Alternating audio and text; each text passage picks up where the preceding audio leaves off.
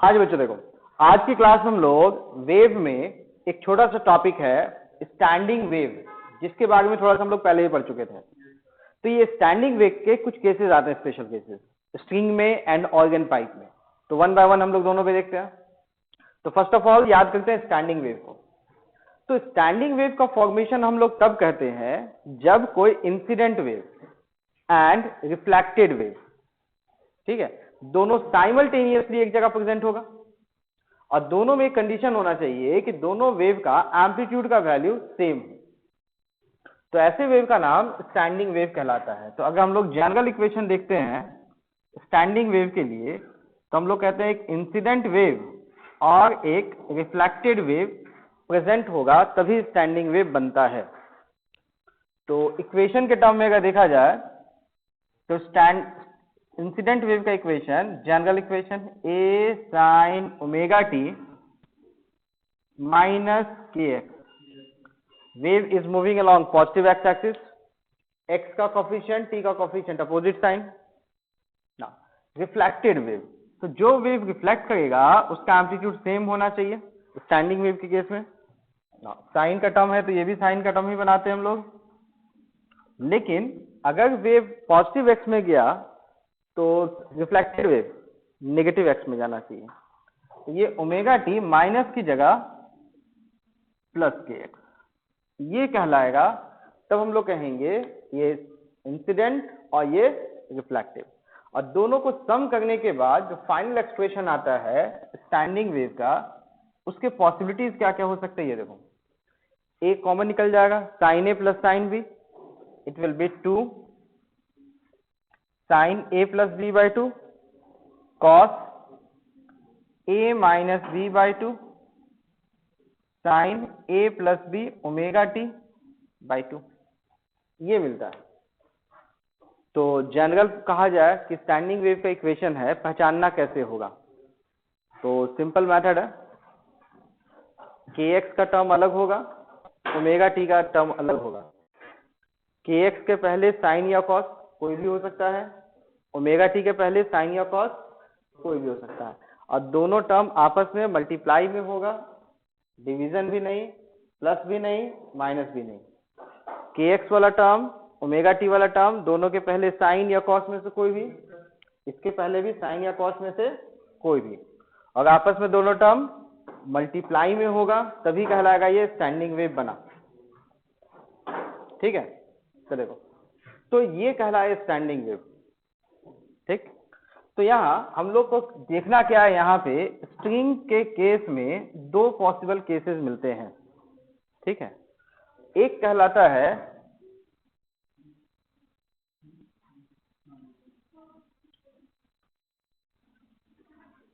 One in fixed. देखो, one and fixed, इसका मतलब क्या हो गया, एक रस्सी है, इस साइड ये बंधा हुआ है, ये इन फिक्स हो गया, एक इन फिक्स है लेकिन दूसरा इन तो फिक्स नहीं बोला गया, तो ये इन फ्री है। तो आप इस इन को लेके ऊपर नीचे ऑसिलेट करते हैं, ऑसिलेट कर सकते हैं। ठीक है, तो इसके ऑसिलेशन में इस रस्सी का सबसे सिंपल शेप अगर देखो, सिंपलेस्ट शेप ऐसा बनेगा। ठीक है, तो ये सिंपल शेप जो बनेगा, इसका रस्सी का एक लेंथ भी होगा। अगर हम लोग इसको ऊपर नीचे ऑसिलेट करते हैं तो अलग अलग पॉसिबिलिटी के शेप बन सकते हैं, वेव का फॉर्म तो बनेगा। सबसे सिंपलेस्ट टाइप का शेप जो बन सकता है, या तो ऊपर गया तब ये शेप, कभी ये शेप, कभी ये शेप, इससे सिंपलेस्ट शेप कभी नहीं बनेगा। तो यहाँ इसका एक लेंथ होगा। अब इस लेंथ को हम लोग कंपेयर करना है वेव लेंथ के साथ, इस लेंथ का नाम वेव लेंथ कहलाता है। तो ये वाला पार्ट देखो और इस वेव के साथ कंपेयर करो, कौन सा पार्ट है, यहां से इस एंड के पार्ट है, तो ये लेंथ लैम्डा, मिड पॉइंट तक का लेंथ लैम्डा बाय 2, तो ये लेंथ लैम्डा बाय 4। तो ये जो लेंथ होगा इसे हम लोग कंपेयर करके बोलेंगे this is equal to lambda upon 4। तो ये वेवलेंथ है इसके कॉरस्पॉन्डिंग फ्रीक्वेंसी निकालना है। तो वेवलेंथ को फ्रीक्वेंसी के टर्म में लिखते हैं lambda equal to velocity by frequency. ठीक है, ये इक्वेशन तो पता ही होगा, lambda equal to velocity of the wave by frequency. तो इस लैम्डा के वैल्यू को आप चाहो तो रिप्लेस कर सकते हो, एफ का नाम एफ नॉट बनाते हैं, F not corresponding to simplest step. तो इसके साथ इसको इक्वेट करके आप एफ नॉट का वैल्यू कैलकुलेट कर सकते हैं। v ऊपर 4 नीचे, ये लेंथ नीचे और एफ नॉट इधर आ जाएगा। तो ये मिला frequency corresponding to this shape, और ये सबसे सिंपल शेप होता है, और इसके अकॉर्डिंग जो फ्रीक्वेंसी होता है इसका एक नाम कहलाता है कॉल्ड फंडामेंटल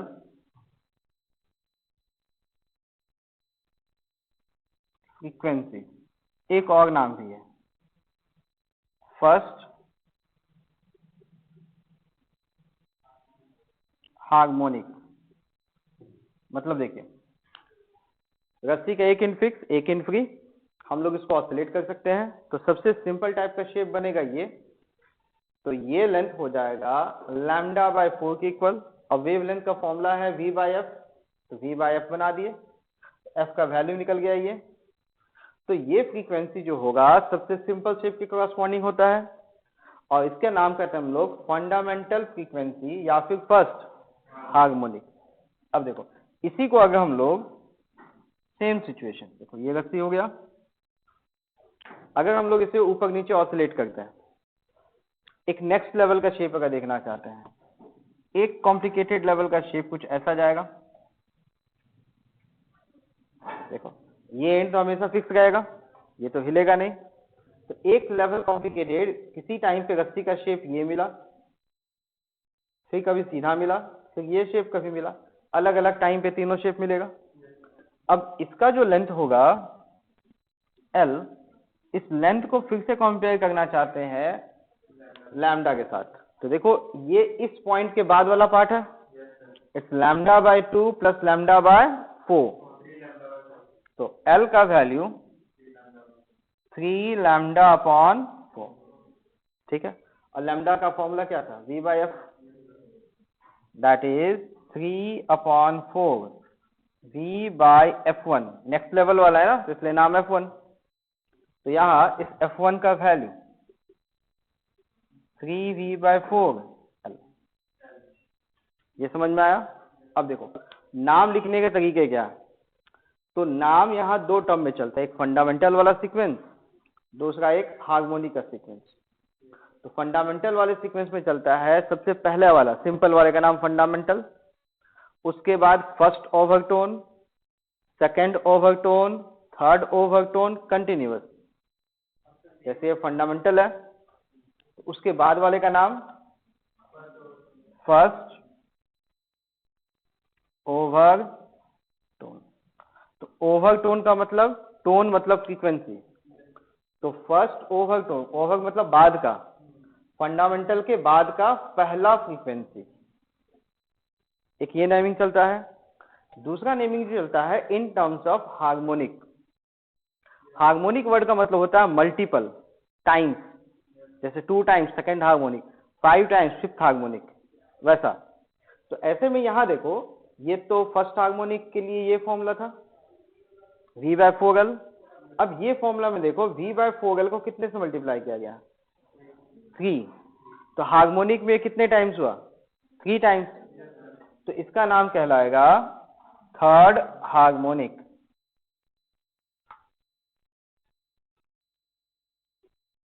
इसका नाम थर्ड हार्मोनिक।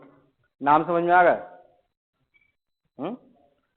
ओवरटोन मतलब फंडामेंटल के बाद वाले का नाम ओवरटोन, हार्मोनिक मतलब मल्टीपल, थर्ड हार्मोनिक। एग्जैक्टली इसी तरह से एक और देखो, और ज्यादा क्लैरिफिकेशन मिलेगा। ये हो गया रस्सी, एक इन पे फिक्स, ये इन फ्री, आप ऊपर नीचे ऑसिलेट करेंगे। अब ये वाला शेप तो मिला था, एक लेवल का और कॉम्प्लिकेशन करते हैं। तो देखो बीच में ऐसा एक पॉइंट बना था, तो एक और पॉइंट ऐसा बनेगा,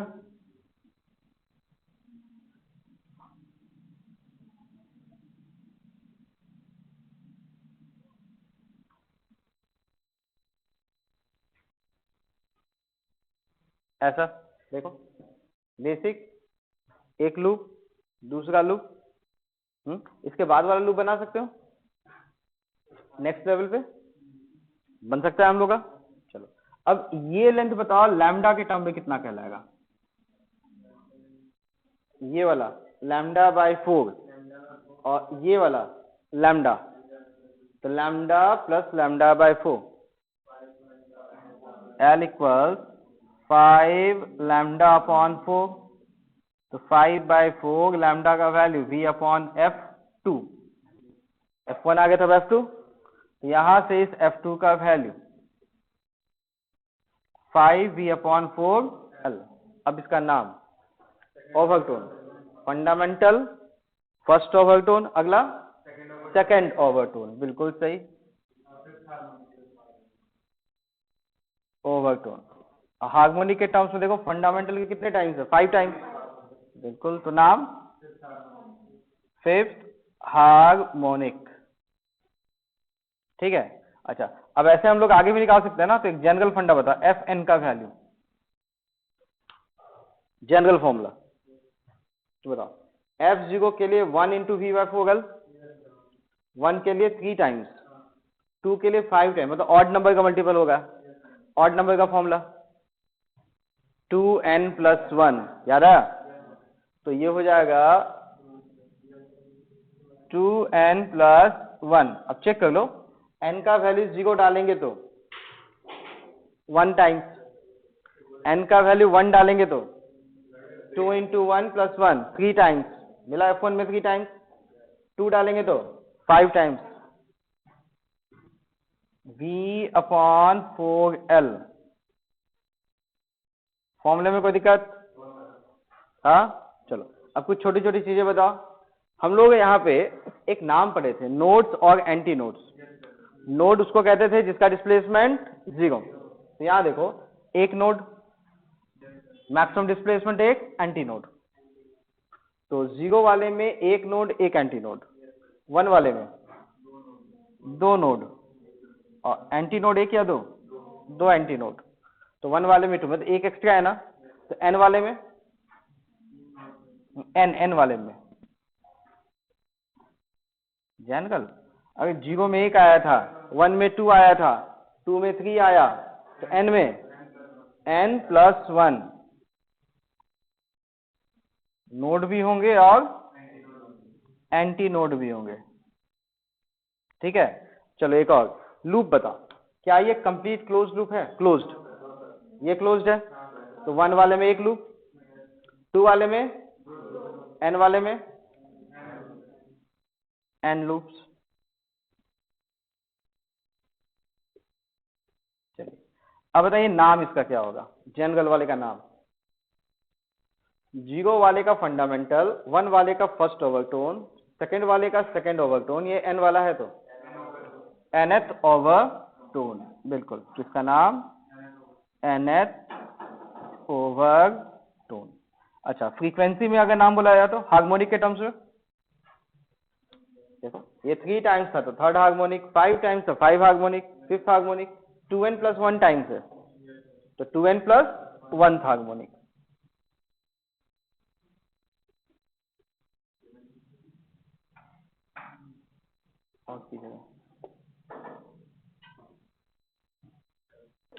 कि यहाँ पे स्टैंडिंग वेव तब बनता है जब आपके पास 2 वेव हो, एक इंसिडेंट वेव और एक रिफ्लेक्टेड वेव।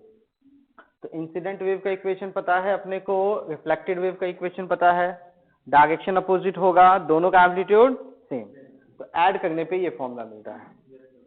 तो kx के साथ cos भी हो सकता है, साइन भी हो सकता है, ओमेगा टी के साथ साइन कॉस दोनों हो सकता है, ठीक है।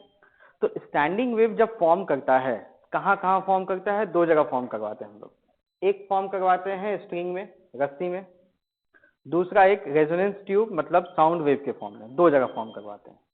तो रस्सी में जब फॉर्म करवाते हैं, यहाँ 2 केसेस होता है, पहला रस्सी एक एंड पे बंधा हुआ है, एक एंड ओपन है, दूसरा एक गिटार वाला केस, दोनों साइड से रस्सी बंधा हुआ है, ठीक है। तो 2 एक्सपेरिमेंट हुआ, ठीक। तो उसमें से हम लोग पहला देखते हैं स्टैंडिंग वेव का फॉर्मेशन। तो स्टैंडिंग वेव के फॉर्मेशन में क्या हो गया, ये जो रस्सी जिसका एक एंड बंधा हुआ है, इस एंड को पकड़ के आप ऊपर नीचे ऑसिलेट करेंगे, तो इसमें सबसे सिंपल शेप जो बनता है वो ये बनता है, ये वाला। तो ये जो लेंथ है, दिस लेंथ इज λ/4, और लैम्डा का फॉर्मूला V/F होता है, पुट कर दिए, F का वैल्यू मिल गया। तो F का वैल्यू जो मिलेगा, बेसिक वाले का नाम फंडामेंटल फ्रीक्वेंसी या फर्स्ट हार्मोनिक। ऐसे ही अगले लेवल पे ये बनेगा शेप, तो लेंथ का वैल्यू कंपेयर करने पे 3λ/4, फिर वही लैम्डा का वैल्यू V/F, फ्रीक्वेंसी मिलेगा। तो इस तरह से हम लोग अलग अलग बहुत सारे, कितने केसेस हो सकते हैं बताओ, बहुत सारे, इनफाइनाइट नंबर ऑफ केसेस। तो फ्रीक्वेंसीज एक दो मिलेंगे या इनफाइनाइट? इनफाइनाइट। बोलो। नहीं, नाम एक बार रखा गया तो रखा गया। जैसे तुम्हारा नाम आनंद, तुम्हारा नाम कोई बदल के बोलेगा नहीं इसका देवानंद रखेंगे, तो नहीं, एक बार नाम जो फिक्स हो गया तो फिक्स हो गया, दैट विल कंटिन्यू।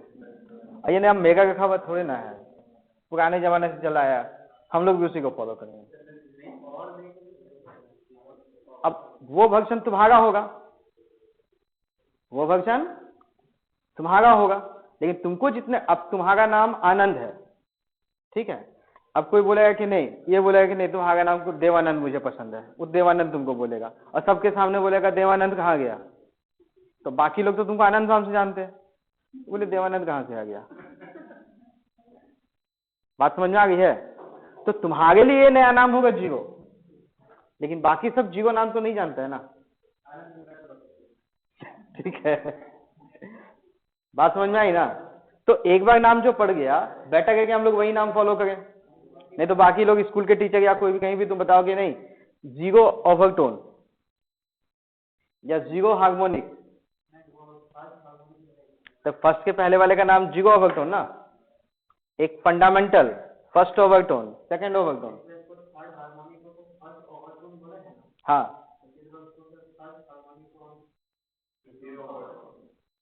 तो वही ना, वो तो तुम्हारा वर्जन ना हुआ, वो तुम बोले, लेकिन बाकी लोग तो इसको फर्स्ट हार्मोनिक नाम से जानता है ना, तो तुमको सबको एजुकेट करना पड़ेगा कि नहीं इसका नाम जीरो हार्मोनिक भी होता है, तब वो तुम्हारी बात समझेगा लोग, ठीक है, बहुत हेडेक हो तुम्हें, इसलिए जो नाम है उसी को फॉलो करो, ठीक। तो इस तरह से हम लोग एक जनरल केस भी ले सकते हैं, ऑल पॉसिबल केसेस, ठीक। तो ये सब जो वेव बनता है, these are in fact the standing waves, these are in fact the standing waves, ठीक है। नहीं, ऑर्गन पाइप मतलब साउंड वेव, ये साउंड नहीं, ये रस्सी है ना, रस्सी मतलब ऑर्गन पाइप नहीं ना हुआ, स्ट्रिंग वेव।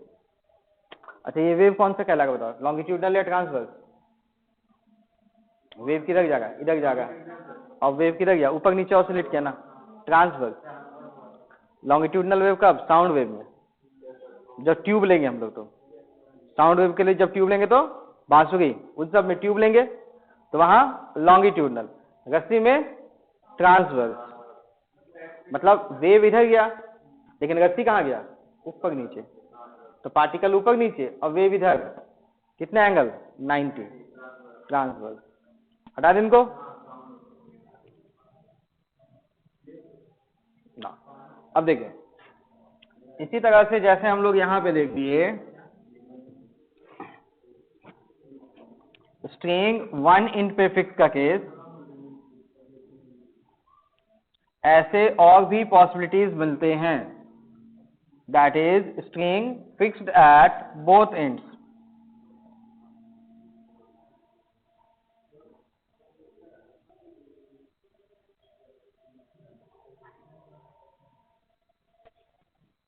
देखो, एक और केस मिलता है बी में, स्ट्रिंग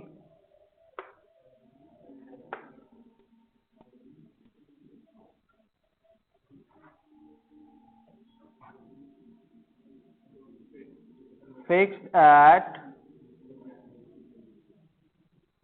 बोथ एंड्स। देखिए, इसमें क्या होगा, रस्सी दोनों एंड पे फिक्स है, ठीक है। अब यहां पे हम लोग एग्जैक्ट इसका जो मिडिल पॉइंट होगा उसको हिट करते हैं, हिट करने का नाम प्लकिंग, प्लग करते हैं, जैसे गिटार वाले को प्लग किया जाता है वही मिडिल पे, तो जब मिडिल पे प्लग करते हैं तो रस्सी का शेप कभी ये बनेगा, कभी मिडिल वाला, कभी नीचे। फिर से हम लोग इस लेंथ को कंपेयर करेंगे वेव लेंथ के साथ। तो ये देखो लैम्डा का कितना पार्ट होगा, ये लैम्डा बाय 2। तो this length is equal to lambda upon 2, और लैम्डा का फिर से formula v by F, F not basic सबसे simple, F not v upon 12। नाम क्या होना चाहिए बताइए? फंडामेंटल या हार्मोनिक का नाम? First harmonic. ठीक है, चलो एक सेकंड लेवल का शेप भी देखते हैं हम लोग। अब यहां देखो क्या करना है सेकंड लेवल का शेप बनाने के लिए। रस्सी का जो लेंथ है उसका मिडिल पॉइंट कितना length? L by 2। L by 2 का मिडिल पॉइंट का ये लेंथ L बाय 4। अब L बाय 4 पे प्लग कीजिए। तो जब आप L बाय 4 पे प्लग करते हैं तो यहाँ पे ऐसा शेप बनेगा अलग अलग टाइम पे, ऐसा शेप। तो इस सिचुएशन बताओ लेंथ को L के टर्म में क्या लिखेंगे? लैम्डा। तो यहाँ L equal to lambda, that's V bye F1, F1 equal to V by L। अब यहाँ देखो 2 था, तो आप चाहो तो यहाँ 2 डिवाइड करके 2 मल्टीप्लाई भी कर सकते हो। 2 मल्टीप्लाई 2 डिवाइड, कोई फर्क तो पड़ा नहीं। लेकिन हाँ, इससे पता चल गया फंडामेंटल के 2 टाइम्स हो गया। अब नाम फंडामेंटल के अकॉर्डिंग फर्स्ट ओवरटोन, और हार्मोनिक मतलब 2 टाइम्स है, सेकेंड हार्मोनिक। ठीक है, तो इस तरह से अगर जनरल एफ एन का वैल्यू निकालना है तो देखो जैसे यहाँ फर्स्ट हार्मोनिक मिला, सेकंड मिला, थर्ड मिलेगा, फोर्थ मिलेगा। पहले वाले में ऑड नंबर टाइम्स था 1 3 5 7 9। चलो इसमें क्या है बताओ? 1 वाले में कितने टाइम्स है? 2। 0 वाले में 1 टाइम्स, n वाले में n या n प्लस 1, v बाय 12। बताइए नोट्स कितने हैं? देखो 0 वाले में 2, 1 वाले में 3, 2 एक्स्ट्रा ना, n वाले में n प्लस 2, 2 ना एक्स्ट्रा है। और एंटी नोड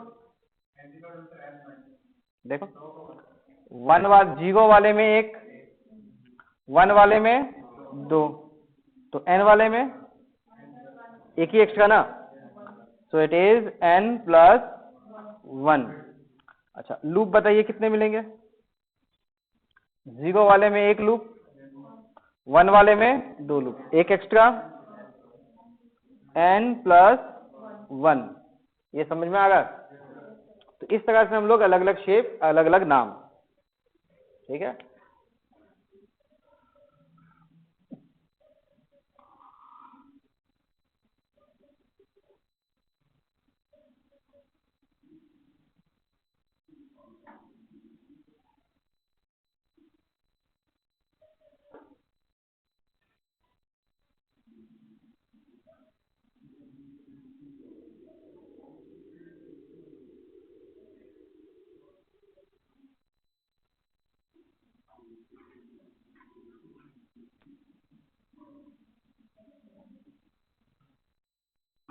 देखिए ये जो वेव बनता है, ठीक है, इसका वेव बनाने के लिए एक एक्सपेरिमेंटल सेटअप है। एक टेबल में एक सेटअप बनाया जाता है।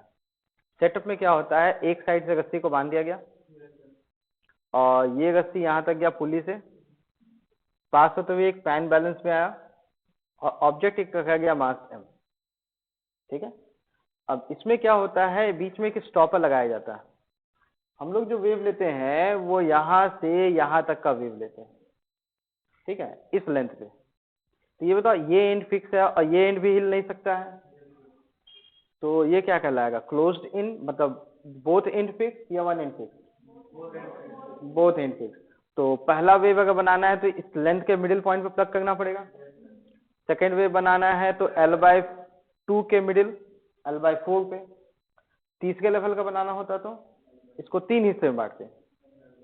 3, L/3 L/3 L/3, और L/3 का मिडिल L/6, L/6 पे प्लग करते तो हम लोग को ये मिलता अगले लेवल का एक। ठीक है, तो इस तरह से ये सेटअप होता है। अब इस फॉर्मूले में बस एक चीज ध्यान रखना है, ये जो v है, v का वैल्यू जो होता है that is the velocity of wave. इसका फॉर्मूला होता है square root of tension upon mu. अब थोड़ा सा उस डायग्राम को ध्यान से देखो और बताओ, टेंशन रस्सी में जो होगा वो टेंशन किसके इक्वल होगा? टेंशन इज इक्वल टू एक mg होगा प्लस मास ऑफ पैन भी तो होना चाहिए, जो पैन वाला मतलब नीचे वाला जो जिस पे रखा गया मास, दोनों का mg होगा ना। अगर मतलब जो कंटेनर है जिसके ऊपर में मास रखा गया है, तो दोनों का मास लेंगे ना। अगर पैन का मास को निग्लिजिबल लेंगे तो बस यही वाला मास होगा। ठीक है, अब जैसा बोला जाएगा उसके अकॉर्डिंग। और इसमें जो टर्म म्यू होता है, म्यू कहलाता है मास पर यूनिट लेंथ। मास पर यूनिट लेंथ ये बताता है रस्सी मोटा है या पतला। रस्सी मोटा है तो म्यू का वैल्यू बड़ा होगा, रस्सी पतला है तो म्यू का वैल्यू छोटा। तो लेंथ बदलने से रस्सी मोटा छोटा पतला मोटा या पतला हो जाएगा क्या? नहीं ना। तो लेंथ बदलने से म्यू का वैल्यू में चेंज नहीं आएगा। ठीक, तो यहाँ पे हम लोग दोनों इन फिक्स का देखें। लेकिन मान लो अपने को एक नया सिचुएशन चाहिए जिसमें एक ही इन फिक्स हुआ, तो ये तो बोथ इन फिक्स है। तो ये कंडीशन था बोथ एंड फिक्स्ड। अब देखो एक और सिचुएशन, वन इन फिक्स का।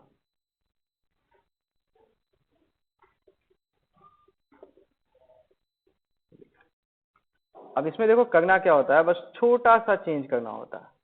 यहां जो रस्सी लेके जा रहे हैं हम लोग, ये रस्सी मोटा है, ठीक, और इसके बाद का जो रस्सी होगा वो पतला होगा, और नीचे बिल्कुल वही पैन बैलेंस वैसा ही लटका दिया मास m। ठीक, अब इसमें देखो अंतर क्या पड़ा पतला रस्सी और मोटा रस्सी में। तो अगर आपका स्टॉपर यहां पे लगता है, ये वाला गैप बहुत छोटा है, ठीक है, तो अगर आप वेव मोटे रस्सी में कीजिएगा, मोटे रस्सी में, तो ये पतला वाला रस्सी का पॉइंट जो है, मोटा रस्सी ऊपर जाना चाहेगा तो पतला वाला रस्सी क्या ऊपर जाने से रोक पाएगा? नहीं रोक पाएगा ना। तो ये पॉइंट ऊपर जाएगा या नहीं जाएगा? तो ये इन तो फिक्स है, लेकिन क्या ये इन फिक्स कहलाएगा? ये इन फिक्स नहीं कहलाएगा, क्योंकि मोटा के साथ ये पतला है और वेव हम लोग मोटे वाले में किए। अगर उल्टा करते तो पतला रस्सी यहाँ रखते, इसके बाद मोटा रखते तो पतला वाला में वेव बना, तो पतला तो ऑसिलेट किया, लेकिन पतला वाला रस्सी क्या मोटे वाले को ऊपर ले जाएगा? तो जहां पे पतला और मोटा मीट किया और वेव किसमें बना? पतले रस्सी में, जिसमें म्यू का वैल्यू छोटा है, तो जिस ज्वाइंट पॉइंट होगा वो क्या बनेगा? नोड या एंटी नोड? ऊपर जाएगा, जो नहीं जाएगा उसका मतलब नोड बनेगा। लेकिन देखो अगर मोटा रस्सी और पतला रस्सी है, वेव हम लोग मोटा वाले पे बनाए, तो पतला वाला पॉइंट तो ऊपर चला जाएगा, तो ये पॉइंट क्या बनेगा? Antinode. मतलब string fix that one in, तो फिक्स है वही लेंथ L और उसके अकॉर्डिंग जो फॉर्मूला लिखते हैं वो। ठीक है, अब जरा ये बताओ इस फॉर्मूले का value, both in fixed, velocity का फॉर्मूला पुट कर देते हैं। ठीक है, तो बताओ Fn का फॉर्मूला क्या हो जाएगा? n+1 v का value square root of tension by mu. Tension का वैल्यू कितना होगा? Mass plus mass of pen into G upon mu, और डिवीजन में क्या आएगा? 2L। अब थोड़ा ये बताओ, फ्रीक्वेंसी प्रोपोर्शनल टू लेंथ है या इनवर्सली प्रोपोर्शनल टू लेंथ? बहुत बढ़िया, F प्रोपोर्शनल टू 1/L, इसका नाम लॉ ऑफ लेंथ। ठीक है, फ्रीक्वेंसी प्रोपोर्शनल टू मास है या proportional to square root of mass? बहुत बढ़िया। तो F proportional to square root of m या मास कह दो। इसका नाम लॉ ऑफ मास। अब बताओ, फ्रीक्वेंसी प्रोपोर्शनल टू म्यू या 1/स्क्वायर रूट ऑफ म्यू? बहुत बढ़िया। F प्रोपोर्शनल टू 1/रूट, इसका नाम मास पर यूनिट लेंथ। नाम समझ में आ रहा है?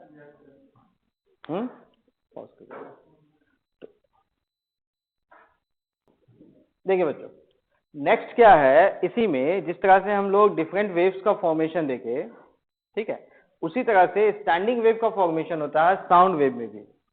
तो साउंड वेव में स्टैंडिंग वेव के फॉर्मेशन के लिए एक ट्यूब लिया जाता है, ऐसा सिलिंड्रिकल शेप का ट्यूब, ठीक है, और इस ट्यूब में वेव का फॉर्मेशन होता है। तरीका क्या होता है, एक ट्यूनिंग फॉर्क सेलेक्ट किया जाता है, ये डायग्राम आपको ध्यान में होगा, ऐसा ट्यूनिंग फॉर्क होता है, इसके हैंडल को पकड़ना होता है, ये वाइब्रेटिंग इंड होता है।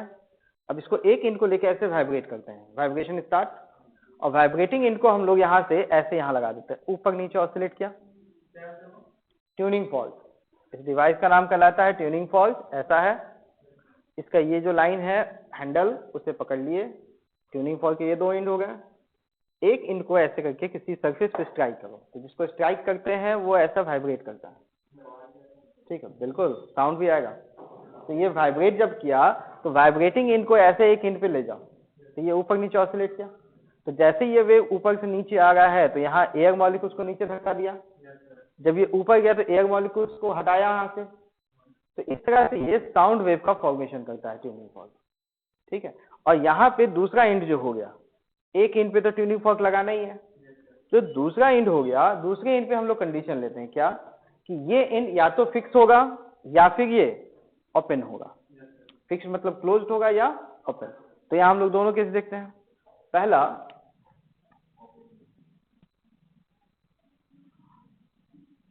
Open and. अब ओपन एंड पे याद रखिएगा हमेशा ये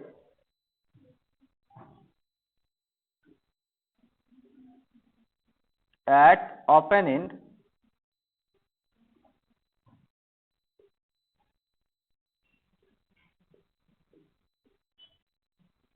displacement of particle is maximum। Particle का जो डिस्प्लेसमेंट होता है वो सबसे बड़ा होता है।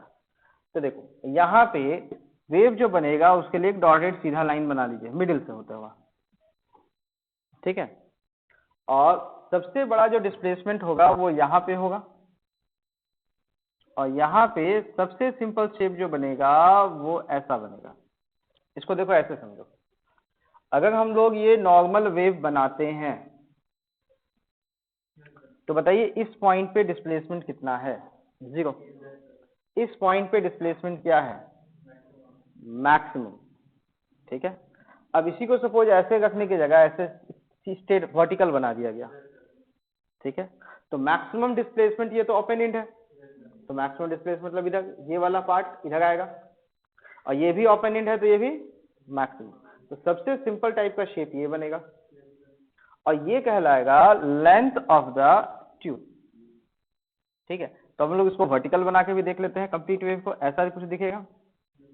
इस लेंथ का नाम लैम्डा। तो जरा ध्यान से देखो, ये स्टार्टिंग पॉइंट कौन सा है, यहाँ से इस इंड का लेंथ क्या कहलाएगा, λ/4, और उसी तरह से इस इंड का लेंथ भी λ/4। तो दोनों को ऐड करके λ/4 प्लस λ/4 इज λ/2।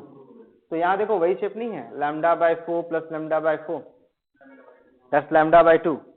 सेम कहानी वैसे, L इक्वल्स λ/2, लैम्डा का वैल्यू V/F, बेसिक था F0, तो यहाँ से F0 का वैल्यू V/12।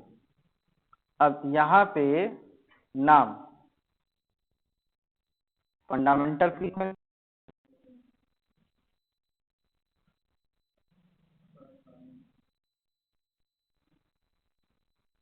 या दूसरा नाम फर्स्ट हार्मोनिक। चलो नेक्स्ट लेवल का शेप क्या आएगा, एक कॉम्प्लिकेटेड।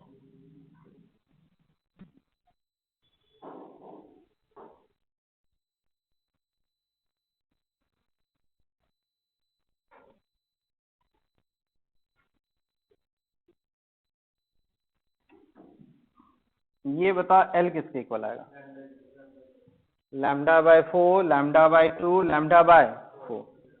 सो एल इक्वल्स लैम्डा, जैसे वो string fixed at both end की कहानी थी बिल्कुल वैसे ही, v बाय f1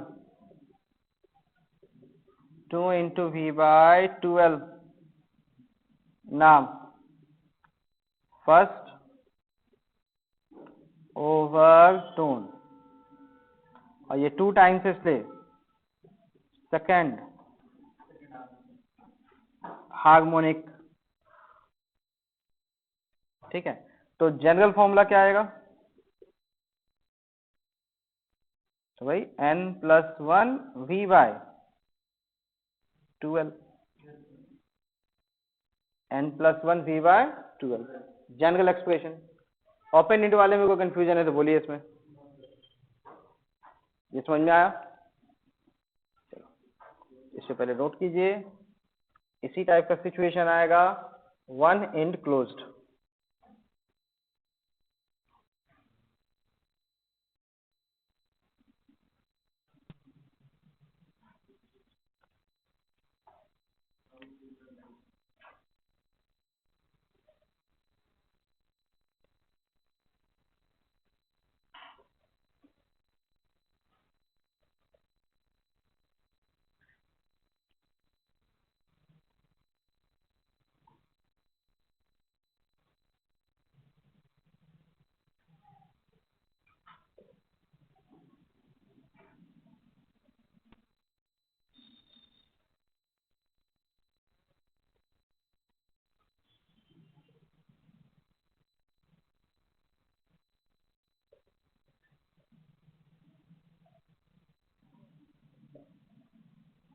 चलो देखो, सेकेंड वन इन क्लोज मतलब ये ढक्कन नीचे से बंद है, तो यहां का पार्टिकल क्या कहीं मूव कर सकता है, तो डिस्प्लेसमेंट जी। तो जगह वेव देख के बताओ, डिस्प्लेसमेंट जी को मतलब ऐसा वाला पॉइंट ना, तो नीचे ऐसा वाला पॉइंट होना चाहिए। तो सब ये तो ओपन होगा, इसका डिस्प्लेसमेंट मैक्सिमम, इसका डिस्प्लेसमेंट, तो सबसे सिंपल शेप। अब ये लेंथ को लैम्डा के टर्म में लैम्डा बाय 4, ये वैसा ही है वन इन फिक्स्ड वाला, तो यहाँ L equals lambda upon 4, that is V by 4 F not V upon 4L। तो यहाँ नाम फंडामेंटल या फिर first harmonic,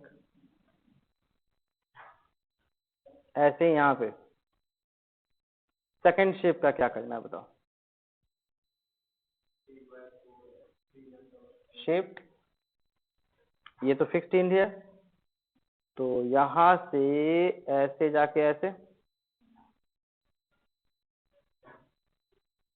length L lambda by 2 plus lambda by 4, 3 lambda by 4, L equals 3 lambda by 4, that is 3V by 4 F1, 3V by 4 L। नाम क्या कहलाएगा, first overtone,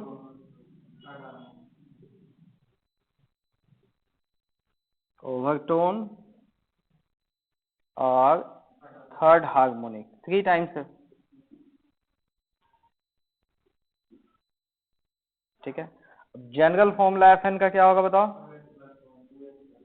बिल्कुल पहले जैसा ही, V upon 4L। General formula भी आ गया। देखो इन सब के अलावा देखो these are the basic thing, तो पहले इसको नोट कीजिए। देखिए बच्चों, यहाँ पे आपको एक दो छोटी चीजें और ध्यान देनी है। जैसे यहाँ पे हम लोग हाई प्रेशर या लो प्रेशर वाले रीजन, जैसे वेव में, लॉन्गिट्यूडनल वेव में दो नाम आता है, एक का नाम कंप्रेशन, एक का नाम रेयरफैक्शन। ठीक है, तो यहां कहा जाता है जब डिस्प्लेसमेंट का वैल्यू मैक्सिमम होता है, ठीक है, तो उस समय जो प्रेशर होता है दैट इज एटमॉस्फेरिक। लेकिन जब जीरो डिस्प्लेसमेंट होता है उस समय कंप्रेशन या रेयरफैक्शन का फॉर्म होता है। मतलब यहां क्या हो गया, अगर आप ट्यूनिंग फॉर्क को आप वाइब्रेट करवाते हैं ऊपर नीचे, तो ट्यूनिंग फॉर्क जब नीचे धक्का देगा तो किसी एक जगह में प्रेशर बढ़ेगा, हाई प्रेशर वाले का नाम कंप्रेशन, और कहीं प्रेशर घटेगा, लो प्रेशर वाले का नाम रेयरफैक्शन। ये 9th में पढ़े थे आप लोग, नाम तो याद ही होगा। हाँ, तो यहाँ पे किसी किसी जगह पे प्रेशर ज्यादा होता है, किसी किसी प्रेशर कम। किसके कंपैरिजन में? Atmospheric pressure. Atmospheric pressure P not पता है, अगर पी नॉट से बड़ा हो गया तो हाई प्रेशर कंप्रेशन, एटमॉस्फेरिक से छोटा हो गया तो रेयरफैक्शन। अब यहां ये ध्यान देना है कि जहां पे डिस्प्लेसमेंट मैक्सिमम है वहां एटमॉस्फेरिक प्रेशर पी नॉट होगा। ठीक है, इस वाली जगह पे या तो P not plus delta P होगा या P not minus delta P, मतलब यहाँ कंप्रेशन या रेयरफैक्शन बनेगा। वैसे बताओ यहाँ पे इस पॉइंट पे क्या बनेगा? P not plus delta P, zero displacement, compression या rarefaction, maximum displacement, atmospheric pressure P not. P not का टर्म समझ में आया? चलो अनदर एक और इंपॉर्टेंट चीज पे ध्यान देना है, that is regarding the V। V is the velocity of sound, value होता है इसका 333 या 332 मीटर पर सेकेंड। इसके पीछे एक छोटी सी कहानी है, वेलोसिटी वाली कहानी। ठीक है, तो देखो ये कहानी क्या है थोड़ा सा समझ लीजिए, पूछा भी जाता है। पुराने टाइम में वेलोसिटी ऑफ साउंड कैलकुलेट करने वाले साइंटिस्ट का नाम था न्यूटन। न्यूटन ने बोला था कि जब भी वेव, साउंड वेव एटमॉस्फेयर में ट्रेवल करता है, जब भी साउंड वेव एटमॉस्फेयर में ट्रेवल करता है, इट फॉलोज आइसोथर्मल प्रोसेस।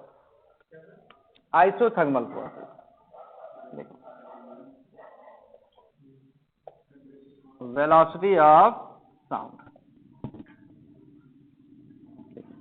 कहानी था, according to Newton sound wave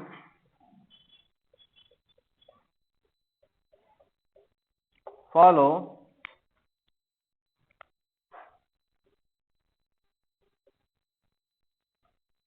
isothermal process।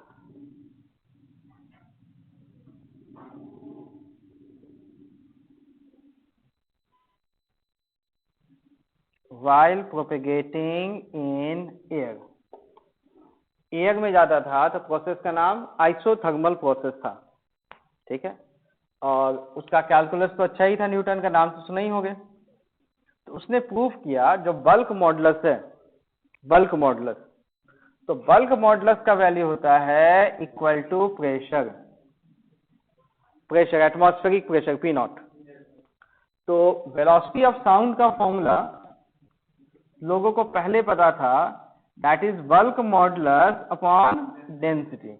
अब बल्क मॉडुलस का फॉर्मूला न्यूटन क्या निकाल के दिया? P या P नॉट।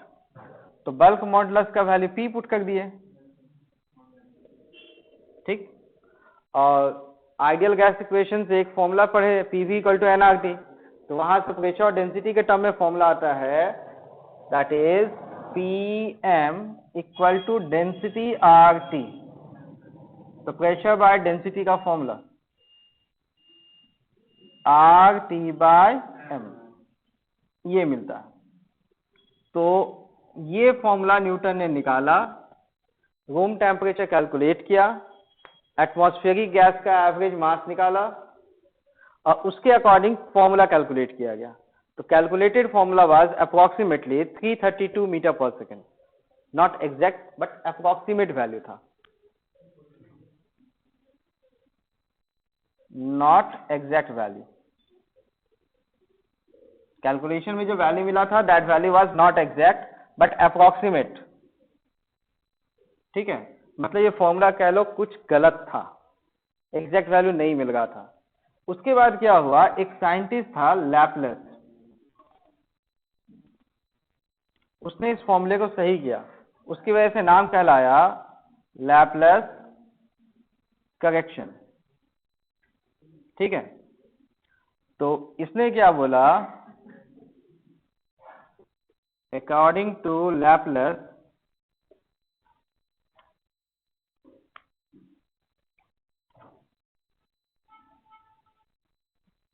sound follow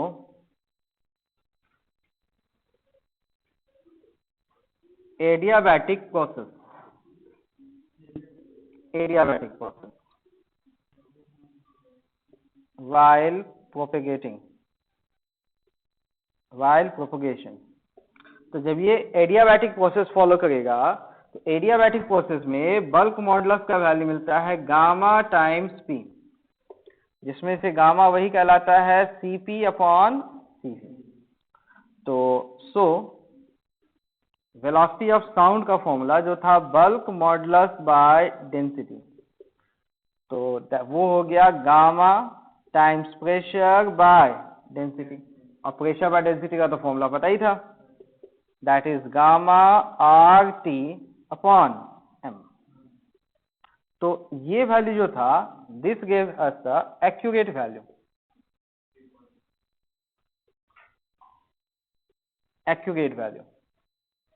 ठीक है, तो इसके लिए फिर हम लोग माने कि लैपलेस के अकॉर्डिंग एक्चुअल प्रोसेस साउंड का क्या होना चाहिए था, एडियाबैटिक, और सही फॉर्मूला ये कहलाएगा। ठीक है, तो इस प्रोसेस के अकॉर्डिंग हम लोग वैल्यू कैलकुलेट करते हैं।